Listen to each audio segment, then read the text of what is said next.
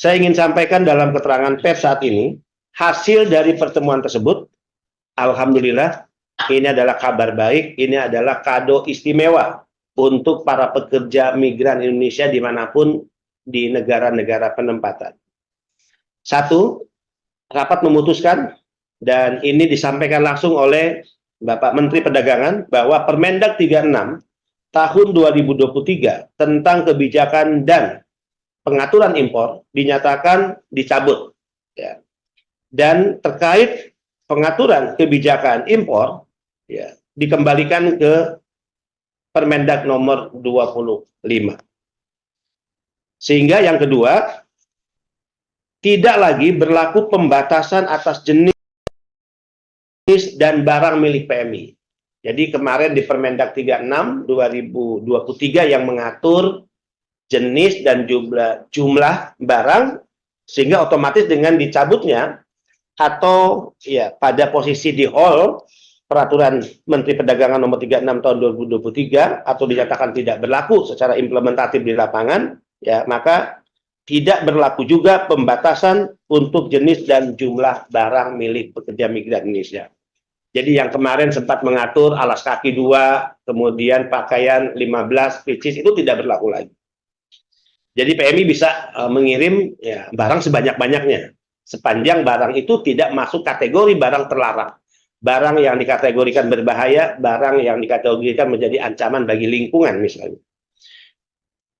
Ketiga, rapat juga memutuskan bahwa pembatasan ya, hanya berlaku untuk nilai atau nominal bea masuk barang, yaitu terkait keringanan pajak atau relaksasi pajak sebagaimana diatur oleh PMK atau Peraturan Menteri Keuangan nomor 141 tahun 2023, ya, yaitu Peraturan Menteri Keuangan tentang ketentuan impor barang milik pekerja migran Indonesia, di mana dalam peraturan tersebut, ya, PMI atau barang pekerja migran diberikan relaksasi pajak 1.500 US dollar dalam 1 tahun.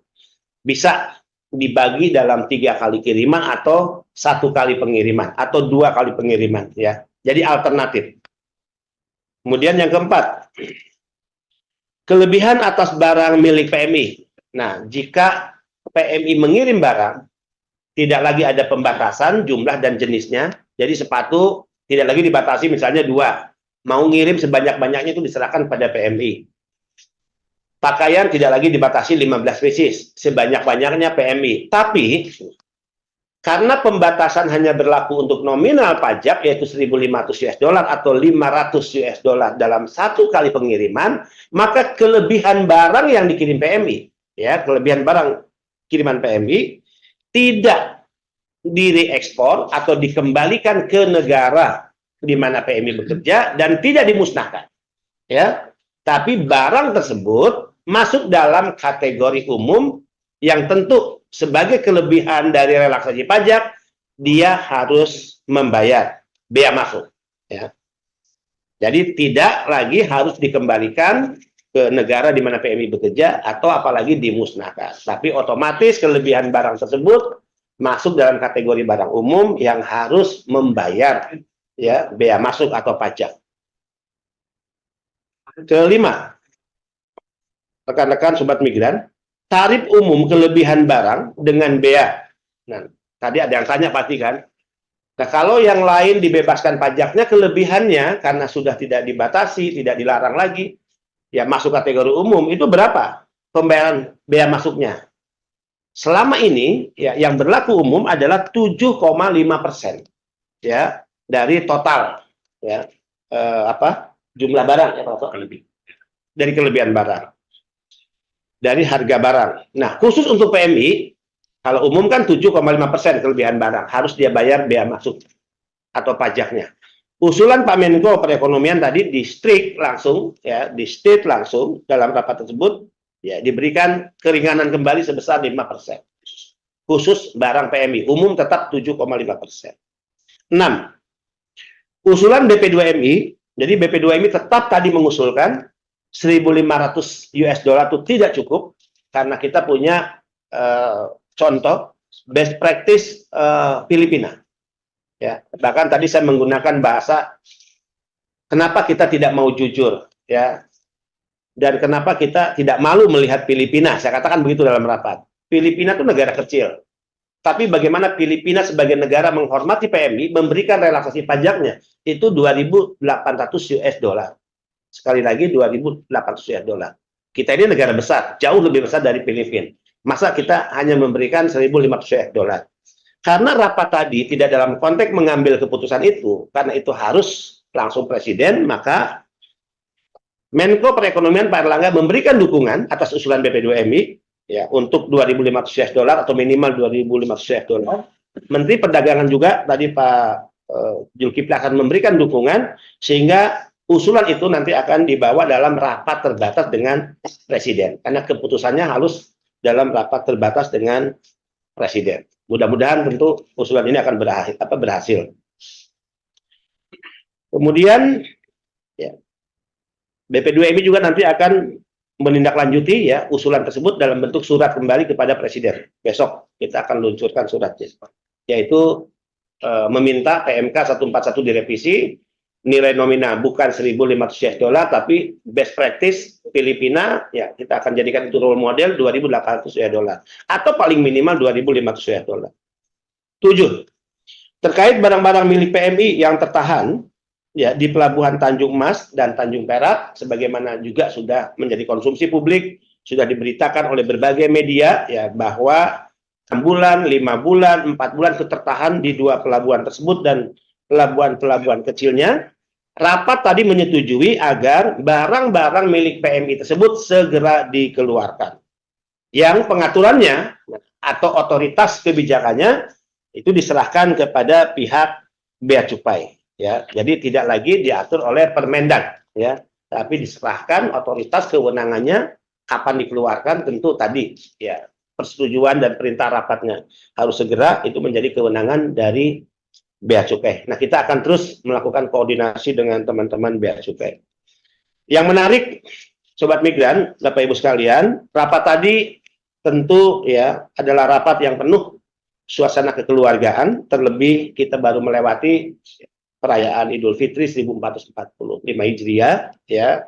Tadi diawali dengan semangat minal aidin wal faidin, mohon maaf lahir batin ya. Dan Pak Menko Erlangga tadi memberikan pernyataan yang ini semangatnya sama dengan semangat BP2MI. Beliau mengatakan negara tidak boleh atau tidak pantas mencurigai rakyatnya, mencurigai bangsanya. Apalagi para pekerja migran Indonesia ini adalah masyarakat yang sudah bekerja ke luar negeri dan memberikan kontribusi besar kepada negara. Nah, ini sama dengan semangat PMI. Ketika PMI selalu dituduh sebagai sumber ancaman barang-barangnya bagi perekonomian nasional, PMI diposisikan sebagai terdakwa seolah-olah barang yang dikirim PMI ini akan membuat mati bisnis ekonomi UMKM ya. Itu yang saya katakan, negara tidak boleh mencurigai rakyatnya sendiri. Karena barang-barang yang dikirim PMI ini adalah barang-barang yang murni hanya untuk oleh-oleh bagi keluarganya. Jadi bukan barang jasa titipan atau just tip, bukan juga barang komersil dan barang yang akan diperjualbelikan. Jadi semangat Pak Menko Erlangga sama dengan semangat BP2MI. Demikian juga Pak Mendag, Pak Zulkifli Hasan. Tadi semangatnya sama juga. Beliau mengatakan kita tidak ingin membuat peraturan yang membuat masyarakat semakin sulit, tapi kita ingin memberikan kemudahan, ya, kemudahan. Nah, sehingga semangat Pak Mendag untuk memberikan kemudahan, beliau tadi berani dengan mengatakan, ya udah, cabut tidak berlaku Permendag 36 2023 ya. Dan kita kembali ke Permendag 2005, kemudian masa transisi ini ya harus ada aturan yang segera harus menjadi payung ya, di mana barang-barang PMI lancar masuk, tidak ada pembatasan jenisnya, kemudian jumlah barangnya dan barang-barang yang sekarang tertampung di pelabuhan dan juga di pelabuhan besar yaitu Tanjung Perak, Tanjung Mas dan juga pelabuhan lainnya itu harus segera diambil langkah-langkah dikeluarkan. Saya ingin mengatakan ya pasca rapat ini tidak boleh lagi ada pihak yang mengatakan ini adalah kemenangan pihak A, ini adalah kekalahan pihak B. Saya ingin mengatakan ini adalah kemenangan kita bersama. Kemenangan ya semua pihak, kementerian, lembaga dan rakyat Indonesia, pekerja migran Indonesia. Ini adalah kemenangan ya atas semangat berbangsa dan bernegara kita semua. Jadi jangan sampai ada yang merasa menang, ada yang merasa kalah, tidak. Ini adalah kemenangan bersama ya pemerintah dan para pekerja migran Indonesia. Ini adalah kemenangan karena kita semua punya semangat berbangsa dan bernegara yang sama.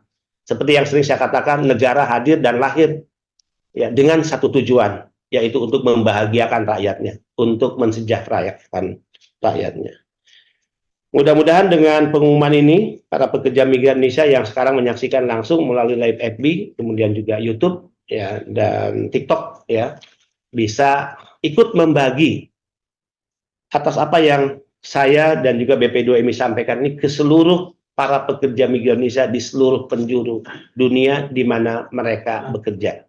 Tidak perlu lagi ada kekhawatiran. Mari bangun semangat kebersamaan, ya mari kita bangun semangat untuk saling menjaga satu sama lain. Kita ingin memastikan bahwa negara hadir dan negara akan memberikan perlindungan yang utuh dan menyeluruh dari ujung kaki, ujung rambut sampai ujung kaki kepada setiap pekerja migran Indonesia. Terima kasih Sobat Migran dimanapun Anda berada.